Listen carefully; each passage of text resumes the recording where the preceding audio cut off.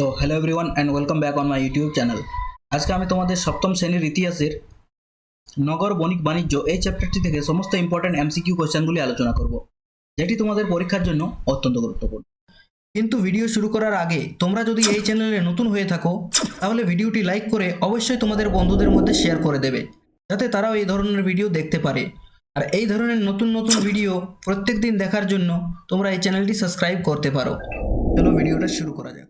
এই চ্যাপ্টার থেকে প্রথম প্রশ্ন হচ্ছে, নগর শব্দটি কোন ভাষা থেকে এসেছে? নগর শব্দটি সংস্কৃত ভাষা থেকে এসেছে।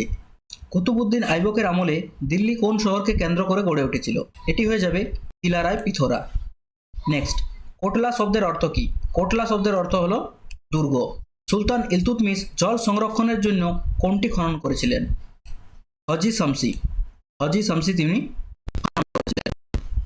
শাহজাহানাবাদ শহরটি কত খ্রিস্টাব্দে নির্মিত হয়? 1639 খ্রিস্টাব্দে নির্মিত হয়। নেক্সট, দিল্লির কোন সুলতান সিরি শহরটি প্রতিষ্ঠা করেন? আলাউদ্দিন খলজি সিরি শহরটি প্রতিষ্ঠা করেন। নেক্সট, চিরাগি দিল্লি নামে কে পরিচিত ছিলেন? শেখ নাসিরউদ্দিন চিরাগি দিল্লি নামে পরিচিত ছিলেন। নেক্সট, মধ্যযুগে দিল্লি শহরে জল সরবরাহের প্রধান উৎস কী ছিল? হজ বা তালাও। শাহজাহানাবাদের বিশাল অট্টালিকাগুলো কী নামে পরিচিত ছিল? এগুলি হাভেলি নামে পরিচিত ছিল। নেক্সট, কত সালে ভাস্কো দা গামা কালিকট বন্দরে পৌঁছেছিলেন? 1498 খ্রিস্টাব্দে। তুগলকাবাদ শহরের প্রতিষ্ঠা কে করেছিলেন? গিয়াসউদ্দিন তুগলক।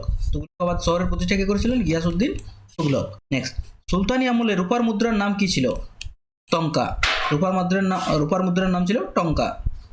হজরতি দিল্লি বলতে কোন শহরকে বোঝানো হতো? দিল্লি শহরকে বোঝানো হতো। নেক্সট, কোন সুলতান আগ্রা শহরটিকে রাজধানীর রূপ দেন? সিকান্দার লোদি। সিকান্দার লোদি আগ্রা শহরটিকে রাজধানীর রূপ দেন। ইংরেজ দূত টমাস রো কার রাজসভায় এসেছিলেন? জাহাঙ্গীরের রাজসভায় এসেছিলেন। বিজয়নগরের সোনার মুদ্রার নাম কি ছিল? ফোন। প্রিয় বণিকদের মধ্যে প্রথম কারা জলপথে ভারতে এসেছিল? পর্তুগিজরা। শাহজাহানের কন্যা জাহানারা বেগম দিল্লির কোন এলাকার নকশা করেছিলেন? চাঁদনি চকের নকশা করেছিলেন। মধ্যযুগে সরাব বলতে কাদের বোঝানো হতো? মুদ্রা বিনিময়কারী বা ব্যাংকারকে সরাব বলা হতো। নাহরি বিহিসত কথার অর্থ কি? স্বর্গের খাল। তামার মুদ্রার নাম কি ছিল? দাম। ইংলিশ ইস্ট ইন্ডিয়া কোম্পানি কত সালে প্রতিষ্ঠিত হয়?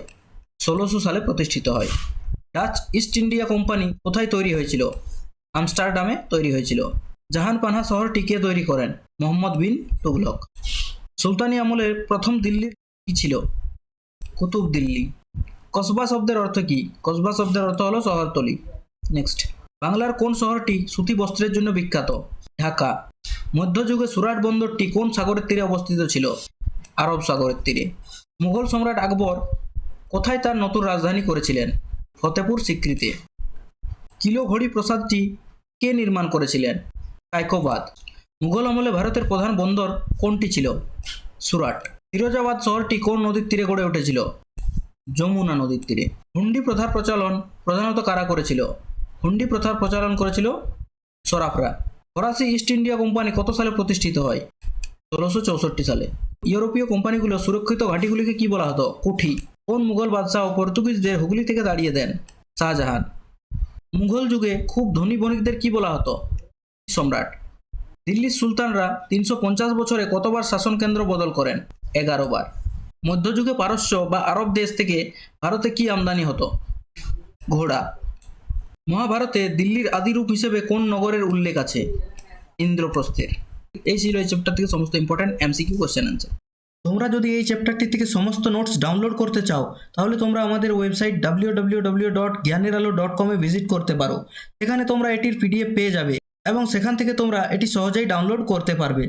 এছাড়াও তোমরা আমাদের হোয়াটসঅ্যাপ গ্রুপ, ফেসবুক পেজ এবং টেলিগ্রাম চ্যানেলেও এই পিডিএফটি পেয়ে যাবে। তোমরা এগুলিও অবশ্যই জয়েন করে নেবে এবং এই সবগুলির লিঙ্ক তোমরা ভিডিওর নিচে ডেসক্রিপশনে পেয়ে যাবে। এছাড়াও তোমরা আমাদের ওয়েবসাইটে ভিজিট করে মক টেস্ট, সাজেশন এবং অন্যান্য সাবজেক্টগুলির নোটসও দেখতে পাবে। আশা করি ভিডিওটি তোমাদের ভালো লেগেছে। See you in my next video. Till then, thank you for watching.